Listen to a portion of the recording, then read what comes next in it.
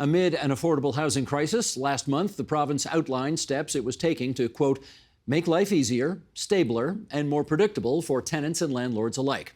Among those steps were promised protections against evictions for renovations, so-called renovictions, and a plan to build a framework for municipal rental replacement bylaws for when tenants lose their units due to redevelopment. With us now for more, in the nation's capital, Carolyn Whitzman, housing researcher and adjunct geography professor at the University of Ottawa. And here in our studio, Tony Irwin, President CEO of the Federation of Rental Housing Providers of Ontario. And it's good to have you two back together on this program. We had you both here just a few months back. Let us go into some of the details here just to get our viewers and listeners up to scratch on Bill 97, the so-called Helping Homebuyers Protecting Tenants Act. Sheldon, why don't you bring this graphic up and we'll go through some of the nuts and bolts here. Bill 97 includes new investments in the Landlord and Tenant Board, which we have discussed in length in the other part of tonight's program. If you missed that, and you want to catch up on it, our website, TVO.org, or our YouTube channel, youtube.com/theagenda, and you can see all the fun you missed if you didn't watch the whole show. Allowing all tenants the right to install an air conditioning unit, provided they meet some new criteria. Stricter rules for renovictions when a tenant is evicted for renovations. Doubling fines for offences such as bad faith evictions, making this province's fines the highest in Canada, and standardizing rental replacement bylaws, the municipal rules requiring developers to rebuild any rental units they knock down for a new building. Let's start with a little, Carolyn, to you first, a little truth in advertising here. It's called the Protecting Tenants. That's in the Act's name, Protecting Tenants. In your view, does it do that? Look, there are some good measures in Bill 97, but the bottom line is that we need a vast scaling up of social housing. That was the last time I was here, and purpose-built rental. And everyone, tenants, developers, etc., they need certainty. And what's been happening is that the provincial government has been throwing stuff at a wall without some clear ideas about what it's going to take to build affordable housing where it needs to be built. All right, Tony, how about for you? Truth in Advertising says helping home buyers and protecting tenants. Does it do that?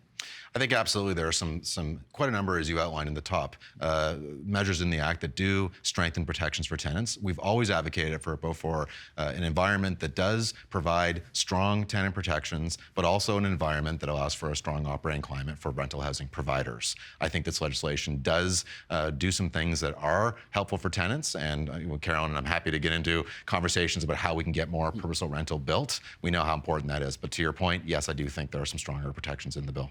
Carolyn, these things are always about a balance, right? I mean, you can't go too far in tenant protection and screw over landlords, and similarly, you can't do the opposite as well. So it's about finding the balance. Do you think this bill finds the balance?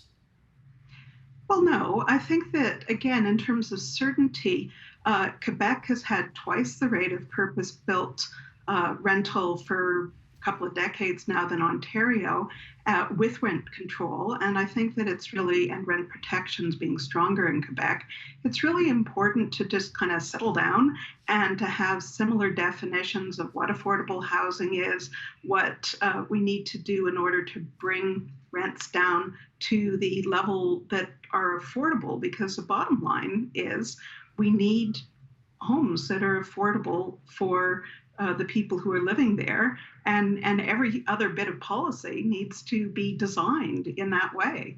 All right, Tony, how about you on the issue of whether you find the balance in this bill? Well, as we know, Steve, there have been a number of Housing Supply Action Plan bills. This is HSAP 4.0. I think there'll be a 5.0 coming in the fall. So it's really been a series of legislation, series of bills and measures aimed to do a number of things. No one bill is going to do everything we need. Is there balance in this bill? Well, I think there is relative to what's in this particular legislation. Now, let me just stop you there. Sure. Should tenants be nervous if the guy representing the landlord says, yes, I find this to be a balanced bill? Well, I mean, I think no, they shouldn't be nervous. I don't believe they should be nervous. We, again, advocate for a system that's fair, a system that is clear, a system that does make sense for all sides. I think this does that. Is this going to solve all of our problems? No. But do I think this is incremental progress? Yes, I think it is. Let's go through some of the nuts and bolts here, Carolyn. How have rental replacement rules worked until now? Well, in Toronto, we'll take Toronto as an example, although Ottawa could also be an example, or Hamilton. When a building is torn down, the idea is that accommodation will be made for the tenant to be able to return at the same rent to a similar size of building. I mean, it's kind of clunky, to be honest, but at the same time, one of the big problems is zoning, because there are so few places where apartment buildings can be built. Generally, condos, for a whole bunch of reasons, including federal policy, have been more attractive to developers. And so you're talking about a very scarce resource, which is always a really bad idea when a third of Canadian households are dependent on rental. Half of the population of Toronto is dependent on rental. And yet, where is the concentrated effort to get lots more rental in places? No, I get you, Carolyn. I get that. I get that's the note you're hitting on today, but I want to be specific on this question. You've told us how rental replacement rules have worked in the past. Tony, tell us how they would change under this new bill. Well, I think the biggest way they would change is to bring in some greater consistency and clarity around the rules that exist today. So right now, the rules are inconsistent. Of course, only a few municipalities actually have rental replacement bylaws right now. Toronto and Mississauga, I believe, don't. Maybe I'm not 100% right on that, but they don't exist everywhere. So should they, or will this expand? Well, I think the point is that if municipalities are going to choose to have bylaws in this area, there should be some consistency around how they're applied, how it works, because we have members who do want to build more rental housing, purposeful rental housing, and they are looking at buildings that are quite old, and you look at options, and at some point the best option is to bring it down. It's not great for people living there to be displaced, but at some point everything has a lifespan, and that's really the best option. So how do you do it that's fair? How do you do it in a way that is consistent? Our people who are in this industry need clarity and they need certainty around the rules. That's what this will do, and I think that's helpful for residents to understand how the rules will work, and for those who are building to know how they'll work, and they can all work together. Okay, Carolyn, please jump in on that. Jump in. I don't disagree with Tony at all. I think that consistency and clarity is super important, but I also think that the bill proposes a complaints-driven process as opposed to a process that's part of the actual applying to rebuild. And I am the first person to say that it's an overly onerous process to do a development application at any municipality in Ontario right now. But I am equally concerned about a complaints-driven process. For instance, food is an essential. If we said, wow, we need more restaurants, but we're not going to be doing health inspections, that would be a problem, rats for the win. Did you just say rats for the win? I did. That was very clever. Okay, very good. All right, if you don't think the complaints-based process is the way to go, what would you prefer to see in its place? I'd prefer to see an approach that tries to get more rental housing where there's a lot of amenity and a lot of capacity to scale. Part of the problem with the current provincial government's approach is they're just generic supply is going to be the simplistic solution. That's simply not true. Sprawl in East Gwillimbury, the fastest growing municipality in Canada, isn't necessarily going to meet the need of a personal support worker in Toronto or in Peel. So I think that there needs to be much more steering from the provincial government if it's interested in steering towards getting the right supply in the right places and preferably at some of the right costs. Okay, Tony, help us understand how this works. If a landlord, for example, wants to renovate a building or alternatively take it down because, as you say, the lifespan has run its course and you need a new building in place, what is the obligation of the landlord to the tenants who live in that building while the renovations or the rebuilding is taking place? So there are different rules apply in different scenarios, as you've explained. So if you are renovating a unit, for example, and the renovations are significant enough that you require vacant possession. So that's one example where, in that case, the rental housing provider goes to the resident and says, we have to do these major renovations. It's not possible to do it while you are living in the unit. So then, of course, there are rules that govern notice periods need to be given, compensation, and this bill does provide additional protections in that area to say that gives tenants a longer period of time once the renovation is completed to be able to return to that unit, because I think, as you know, at the end of that process, the resident, should they wish, is to be able to return to that unit at the prior rent. What's the landlord's obligation in terms of a comparable unit to move into while the renovations are happening? Well, so while the renovations are happening, the way the landlord's responsibility is either to what happens is either compensation is given to end the tenancy, in which case the tenant then finds somewhere else to live, takes a certain amount of compensation, hopefully finds somewhere else to live, or they don't do that, and in this scenario they find somewhere else to live. We always encourage our members to help their resident in that situation find somewhere else to live. Perhaps they've got another unit they can offer them. They can help them with another provider, find somewhere else that they can live during the time of the renovation. The legislation currently that we're talking about dictates that if it's passed, that no updates need to be given during the renovation. A qualified person has to indicate that, in fact, vacant possession is required. These are the stronger protections that was alluding to earlier, or my belief that they are, to say this is all what will be required going forward. And then at the end of that, again, the resident, if they want to come back, they've got now additional time. If they need to give notice somewhere else they've been living, for example, and they want to return to that unit that's now renovated at the prior rent.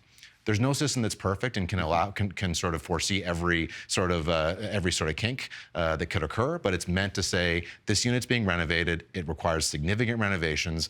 We'll help you in the meantime. Either you can leave, and we'll give you, we'll give you an amount to sort of end your tenancy voluntarily, or we'll help you during that interim period, and then see if you want to come back, and we'll try to facilitate that too. Carolyn, in your judgment, are those protections adequate for tenants?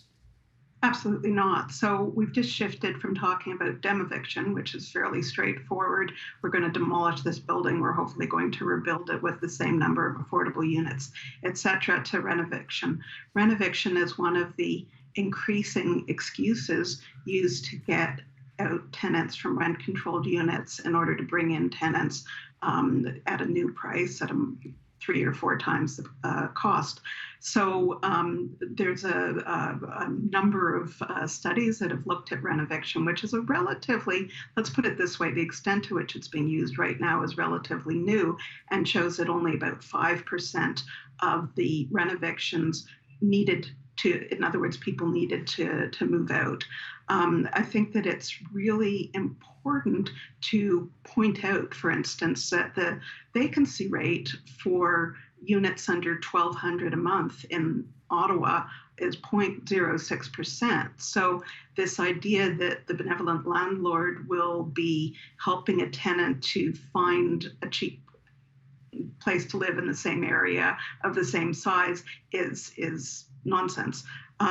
There are good builders out there, both the non-market and market, who are able to move tenants into another building to sequence renovations, for instance. So move tenants into a nearby building, do the renovations, and then move them back fairly quickly. That would be a much more humane model. But I think I just heard Tony say that when an eviction has to take place in order to renovate a building, the tenants do have the opportunity, once the renovations are done, to move back in at the same rent. Did I hear you say that? Correct. Okay, so what am I missing here then, Carolyn? Well, then Tony started talking about some other alternatives. And again, this is a complaint-driven process. So a lot of tenants will, in the absence of knowledge of their rights, take a small package and move out, or take a small package and be sent to, or I shouldn't say sent, will hopefully find a place that's affordable in the same area? Probably not. So again, with a complaint-driven model, this sort of benevolent notion of a paternalistic landlord who will help you out is a little bit not grounded in reality. The possibility of renovicting tenants is really one of the many ways that we're showing a net loss of affordable housing. We've lost 550,000 homes across Canada renting at less than $750 a month from 2011 to 2021. The only reason why the rate is slowing down is because there's very few homes left that are at $750 a month or less, and yet 80% of the households that are in core housing need rents at less than $750. So again, the real question is, how are we going to scale up affordable units? And I think there's a lot of things that Tony and I can agree on about scaling up purpose-built rental. I think that there's a lot that can happen in terms of tax and other mechanisms to support scaling up purpose-built rental, which is desperately needed in most of Canada's big cities, including Toronto, surrounding area, Ottawa, etc. But I hear you. But I'm going to jump in here because I want to be the devil involved in the details here, and I just want to make sure I understand, Tony, how this works. Which is, let's say you've got a 2-bedroom, 1,200 square foot, for argument's sake, apartment, and you've got to move out because the landlord wants to do some renovating.